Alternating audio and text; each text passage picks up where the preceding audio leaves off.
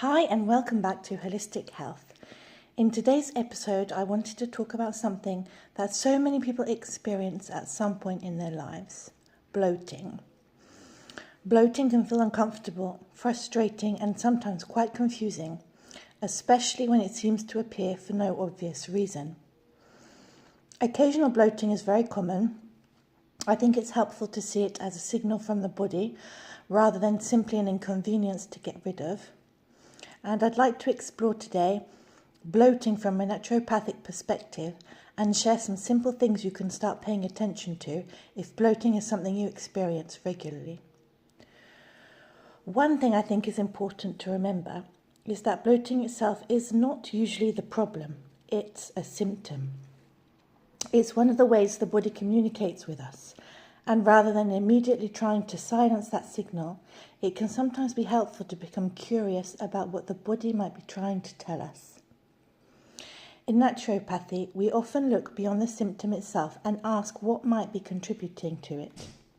We look at digestion, stress, sleep, lifestyle habits, meal timing, and the overall state of the nervous system. The digestive system is deeply connected to the rest of the body. One of the most common things I see in modern life is how quickly many of us eat.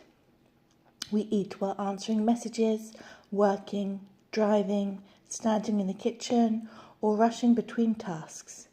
And yet digestion works best when the body feels calm and safe. Digestion actually begins before food even reaches the stomach. It begins when we smell food, prepare food, sit down and allow ourselves to slow down. When we're stressed, distracted or rushing, the body may not be in the ideal state for digestion. This is one reason why stress and bloating are so often linked. Many people notice that their digestion feels worse during stressful periods, even when they haven't changed what they're eating. Another interesting perspective from naturopathy is the idea of digestive strength. So traditionally, digestion is often compared to a fire. When the digestive fire is strong, food is processed efficiently and comfortably. When that digestive fire becomes weaker, people may experience symptoms such as bloating, heaviness, sluggish digestion, and discomfort after meals. This brings me to something that I personally find interesting: the effect of cold foods and drinks. In naturopathic traditions, some people are encouraged to favour warmer foods, especially if they regularly experience bloating or digestive sensitivity. Things like soups, stews, cooked vegetables, herbal teas and warm breakfasts may feel easier to digest for some individuals.